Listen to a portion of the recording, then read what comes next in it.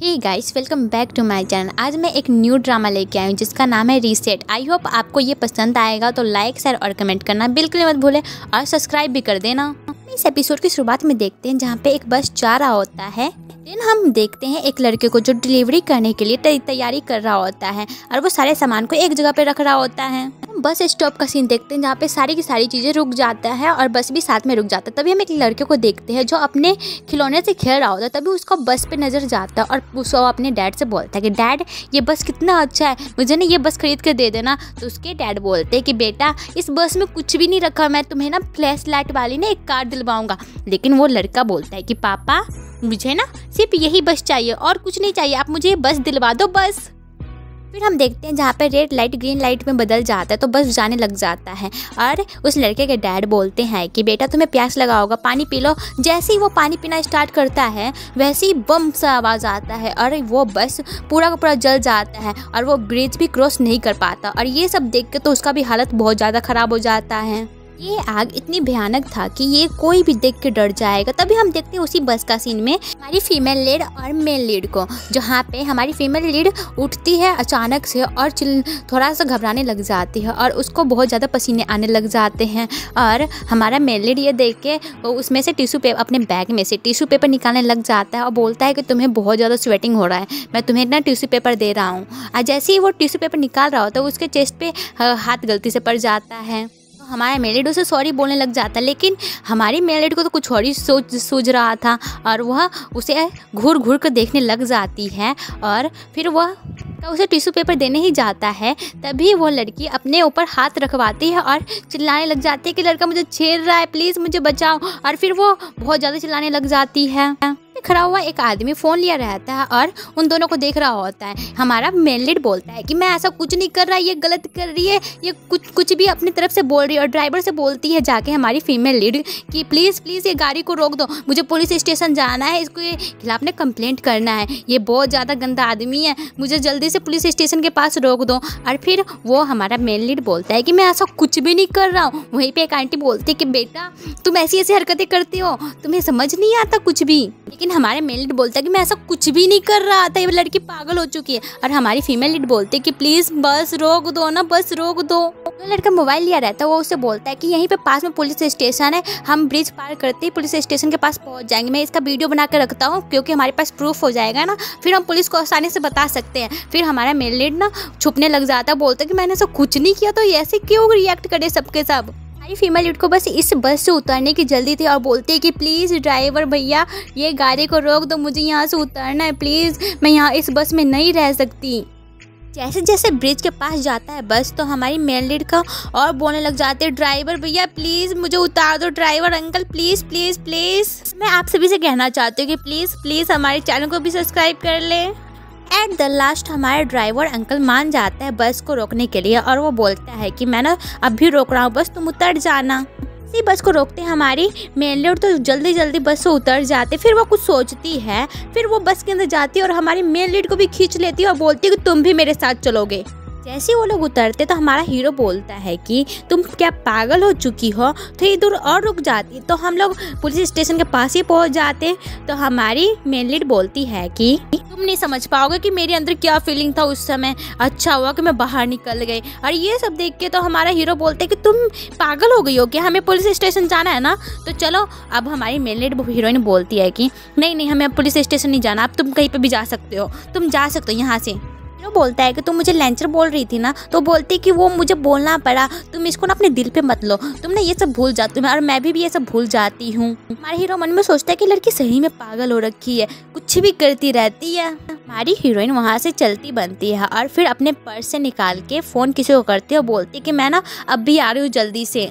अब हमारा हीरो अपने लिए टैक्सी मंगवाता है और उसमें बैठकर चला जाता है। हमारी फीमेल लीड अपने रास्ते में जा ही रही होती है कि तभी उसे कुछ आवाज़ आता है और उससे कुछ आकर टकरा जाता है, मतलब कि वो स्कूटी से टकरा जाती है और फिर वो वहीं पे गिर के बेहोश होने लग जाते हैं। और उसके सामने एक पोस्टर का ब्लैक अक्षर भी आने लग जाता है और फिर वो पूरी की पूरी तरह बेहोश हो जाती है। इसमें हम देखते हैं जहाँ पे बहुत ज़्यादा अफरा तफरी मचा हुआ रहता है और फायरमैन सभी जगह पानी छिड़क रहे होते हैं। उसी बस को देखते हैं जो हमारे फर्स्ट सीन में जल चुका होता है बम के धमाके से, और सभी के सभी उसी को बुझा रहे होते हैं। आसपास सारा चीज़ बिखरा पड़ा रहता है। नेक्स्ट सीन में हम देखते हैं फीमेल लीड को जो अपने बिस्तर पे पड़ी हुई रहती है और सोचती है कि मैं कहाँ पे। वहाँ पे नर्स आती है और उसे बोलती है कि अब तुम्हारा सिचुएशन थोड़ा ठीक लग रहा है। फिर वो डॉक्टर को बुलाती है और बोलती है कि इसको होश आ गया, पेशेंट को आप जल्दी आके देख लो। तो वहाँ पे आके हमारी फीमेल लीड को बोलता है कि अब तुम ना बिल्कुल ठीक हो, अब तुम बस आराम करो। हमारी फीमेल लीड डॉक्टर से बोलते कि डॉक्टर क्या मेरा दिमागी हालत ख़राब है क्या? तो डॉक्टर बोलता है कि तुम्हारी दिमागी हालत बिल्कुल भी ख़राब नहीं है, तुम स्टेबल हो, तुम नॉर्मल लाइफ जी रही हो। इसमें हम देखते हैं एक एम्बुलेंस का सीन जहाँ पे एम्बुलेंस रुकता है और उसमें से एक आदमी को निकाला जाता है, लेकिन हम देखते हैं कि वो तो हमारा मेल लीड है। बम धमाके में पूरी तरह जल चुका होता है और बहुत ही ज़्यादा जला हुआ रहता है, जिससे उसको सांस भी लेने में नहीं बनता। तो उसे जल्दी से जल्दी ट्रीटमेंट देना स्टार्ट करते हैं। तो हमारे हीरो को ले जाया जाता है उसके बोर्ड में। तभी हमारी फीमेल लीड उसे देखती है और सोचती है कि इसे कैसे ये झटके में रह गया, मैंने तो इसे निकाल दिया था तब बस में से। और वो यही सोच में रहती है। लीड उसे बहुत ही अजीब तरीके से देखने लग जाता है और तभी फीमेल लीड भी उसे बहुत अच्छे से देखने लग जाती है और अपने मन में भी सोचने लग जाती है।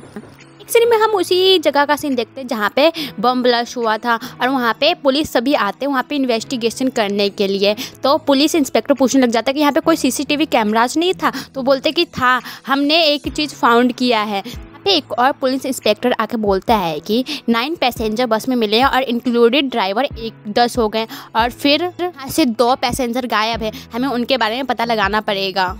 देखते एक सीसीटीवी कैमराज में जो हमारी मेल लीड और हमारी फीमेल लीड दोनों के दोनों रिकॉर्डेड होते हैं और ये पुलिस इंस्पेक्टर देख रही होती है इस वीडियो को ताकि उन्हें पता चल सके कि क्या क्लू इसमें छुपा हुआ है और फिर वो बार बार रिप्ले कर रही होती हैं। हम देखते हैं सीनियर पुलिस इंस्पेक्टर को पुलिस इंस्पेक्टर वही वीडियो दिखा रहे होते हैं जो हमारी उस समय उस पुलिस इंस्पेक्टर देख रही होती है और बोलती है कि हमें इन दोनों से पता चल सकता है कि क्या हुआ था यहाँ पे। तो हमारे सीनियर पुलिस इंस्पेक्टर बोलते हैं तुम अभी तक यहाँ पे खड़े क्यों, जाके पता लगाओ कि ये दोनों कहाँ मिलेंगे।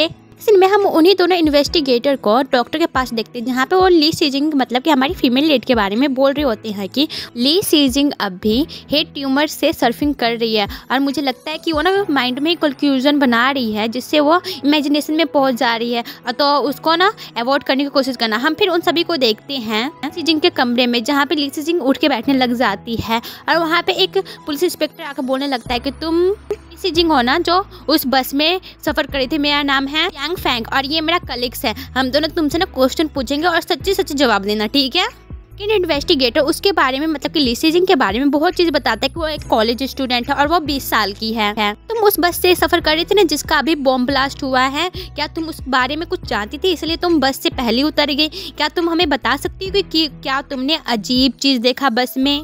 सभी को देख के हमारी फीमेल लीड बहुत ज़्यादा घबरा रही होती है और इन्वेस्टिगेटर तो उस पर सवालों का बौछार कर देते हैं और वो बोलते हैं कि जो भी पता है वो बता दो प्लीज़। और ये सब सुन के तो वो बोलती कि मुझे नहीं पता कि मैंने बस लिया था कि मैंने क्या किया, तो मुझे कुछ भी याद नहीं अभी आ रहा है, मैं कैसे बताऊँ। सीजिंग उन सभी से बोलती है कि मुझे लगता है ना मैं बस में सो रही थी, मुझे बस इतना ही पता है, मैं और कैसे बता सकता हूँ, मुझे कुछ याद नहीं आ रहा। सभी सुन के उन इन्वेस्टिगेटर को लगता है कि ली सीजिंग ना अभी झूठ बोल रही है, ये हमसे कुछ छुपाने की कोशिश कर रही है। तब वो लोग बोलते हैं कि तुम ना कुछ छुपाने की कोशिश मत करो, हमें सब कुछ बता दो डिटेल में।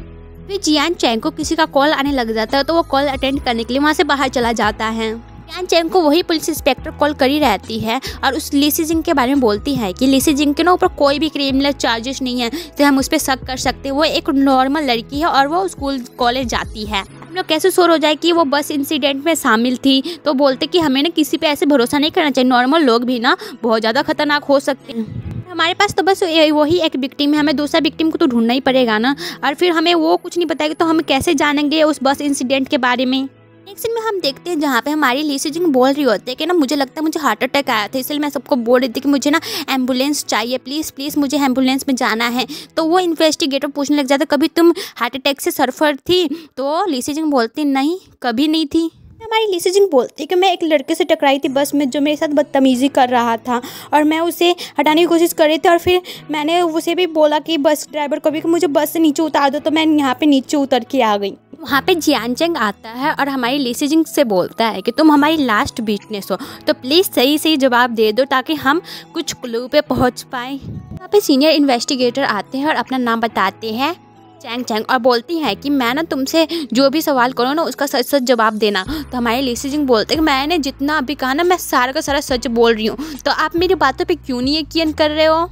चैंग सभी से बोलता है कि इसे वो वीडियो दिखाओ जो बस स्टॉप के पास से हुआ था, और वो उसे दिखाने लग जाते बस स्टॉप का वीडियो। और तो वो देखती है कि जहाँ से वो बस से उतर रही होती है उस लड़के के साथ, लेकिन उसे सभी कुछ बस का इंसिडेंट याद आने लग जाता है कि उसने बस में क्या क्या किया था। और ये सब याद करके उसे बहुत ज़्यादा ही सर में दर्द करने लग जाता है और उसके कारण उसके वॉमिटिंग भी होने लग जाते हैं। तो सभी के सभी उसे संभालते हैं। चैंग उसे पीने के लिए पानी का बोतल देता है। फिर हमारी ली सी जिंग पानी पीती है और जैंग चैंग बोलते हैं कि तुम्हें याद कुछ आया क्या, तुम बता सकती हो अब कुछ। सी जिंग बोलती है कि मैं तो बता दूंगी, लेकिन वो बोलते कि तुम्हें यहाँ पे प्रॉब्लम है, मैं इन दोनों को भी यहीं से बाहर भेज देता हूँ। फिर वो दोनों को बाहर भेज देते हैं जैंग चैंग और बोलते हैं कि तुम ना आराम से बताओ, मैं तुम्हारी हर बातों को समझूंगा और हो सकेगा तो मैं तुम्हारी बिल्कुल बहुत अच्छे से हेल्प करूँगा, तुम बताना शुरू करो। और फिर वो बोलते कि अभी रुक जा, मैं रिकॉर्डर ऑन कर देता हूँ, तुम बताना तो ये रिकॉर्ड होता जाएगा, तुम्हें कुछ प्रॉब्लम तो नहीं है ना ली सी जिंग। तो बोलती कि नहीं प्रॉब्लम नहीं, आप रिकॉर्ड कर सकते हो। ली सी जिंग बोलती है कि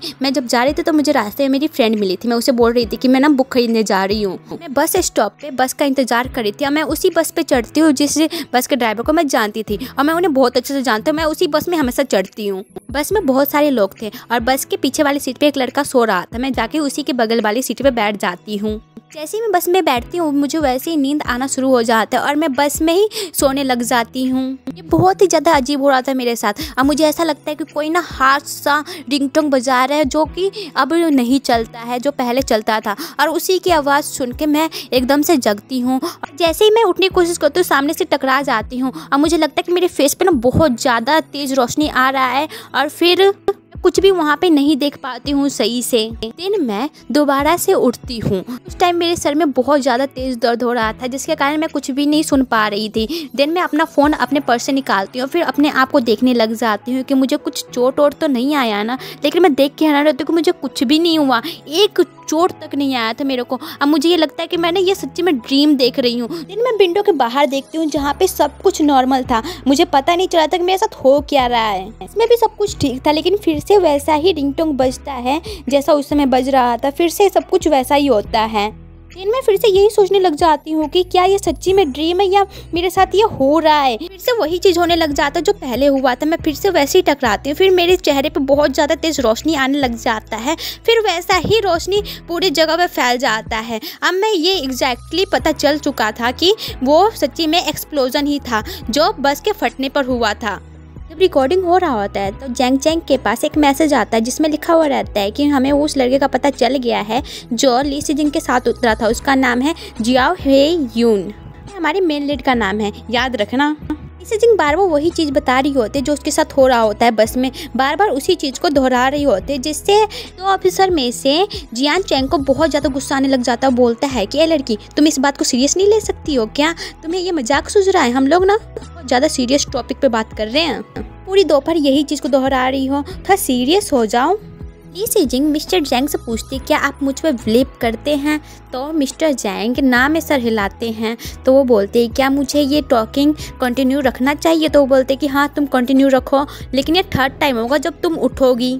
में हम देखते हैं जहाँ पे जाओ हे यू का बहुत ज़्यादा कंडीशन खराब होता है, डॉक्टर उसे बचाने की बहुत ज़्यादा कोशिश कर रहे होते हैं। इसलिए हम देखते हैं जहाँ पे ली सी जिंग बताना शुरू करते हैं कि मैं थर्ड टाइम भी वैसे उठी जैसे पिछली बार उठी थी, लेकिन इस बार मुझे लगा कि ये ड्रीम नहीं है, मुझे ना कुछ करना चाहिए यहाँ से निकलने के लिए। तो मैं जल्दी से उठी और बस का सिक्योरिटी चेक करने लग गई और फिर अपने आप को बाहर निकालने के लिए और वो चीज़ कर रही थी जो मुझे करना चाहिए, लेकिन मैं उस वक्त भी वो नहीं कर पाई और फिर से एक्सप्लोजन हो गया। फिर मैं फोर्थ टाइम उठी, मैं फिर से दरवाजे को खोलने लग गई। ये मेरा फोर्थ टाइम था जो एक बहुत ज़्यादा बॉडी बिल्डर आके मुझे वहाँ से उठा के वहाँ से वापस ले गया अंदर। फिर बस में मैं एक हैमर को ढूंढी और फिर मैं उससे ना तोड़ने लग गई दरवाजे को ताकि मैं वहाँ से बाहर निकल पाऊँ, और मैंने एक अलार्म भी सेट किया, लेकिन इससे भी कुछ नहीं हुआ और फिर से एक्सप्लोजन हो गया।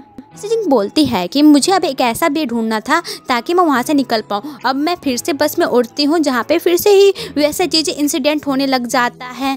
लेकिन मैं इस बार इतना घबरा रखी थी जिससे मुझे बहुत ज़्यादा स्वेटिंग हो रहा था और सामने वाला लड़का मुझे टिश्यू पेपर देने लग जाता है, लेकिन गलती से मेरा हाथ लग जाता है। वह मुझे टिश्यू पेपर दे रहा था लेकिन मैंने उस पर ध्यान बिल्कुल भी नहीं दिया। मुझे एक आइडिया आया, मैं सीधा दौड़ी हुई ड्राइवर के पास गई और बोली कि मुझे ना हार्ट अटैक आ रहा है, प्लीज़ मुझे हॉस्पिटल के पास छोड़ दो, प्लीज़ प्लीज़ प्लीज़। ड्राइवर बोल रहा था कि इस ब्रिज को क्रॉस करते एक हॉस्पिटल आएगा, मैं तुम्हें वहीं पे छोड़ दूंगा, तो तुम टेंशन फ्री हो जाओ, कुछ ऐसा नहीं होने वाला है। यहाँ पे सभी को बोल रहे थे कि ब्रिज के बाद ही सभी उतर जाएंगे और हॉस्पिटल पहुंच जाएंगे। मैंने भी मान लिया था कि ब्रिज क्रॉस करना ही पड़ेगा, लेकिन एक लड़का नहीं मान रहा था कि हमें ब्रिज क्रॉस करना चाहिए। वो चाहता था कि हम ब्रिज से पहले ही उतर जाए और मुझे एम्बुलेंस में पहुँचा दिया जाए, लेकिन वो और कोई नहीं मान रहा था। लेकिन वहीं पर एक आंटी थी जिसके पास हार्ट अटैक के लिए एक पिल्स था जिससे मैं ठीक हो सकती थी, वो आके मुझे हार्ट अटैक पिल्स दे रही थी। अब मुझे आपको ये बताना चाहिए कि बस क्रैश कैसे होता है। इधर से डिलीवरी बॉय जा रहा होता है जो हमारे बस से टकरा जाता है, फिर वो बस बैलेंस करने के लिए इधर जा ही रहा होता है कि फिर उधर से हमारा ऑयल टैंकर से टकरा जाता है बस, जिससे धमाका हो जाता है बहुत तेज। मिस्टर जंग को कोई बुला रहा होता है तो बोलते हैं कि मैं अब भी आ रहा हूँ, फिर वो वहाँ से चले जाते हैं। फिर एक लड़का वही चीज़ बता रहा होता है कि जो है ऑयल टैंकर से टकराया था, तो मिस्टर जंग बोलते हैं कि ये सब लड़की बता रही थी, मुझे लगता है कि वो कहीं से देखी और सुनी होगी इसलिए उसे पता है।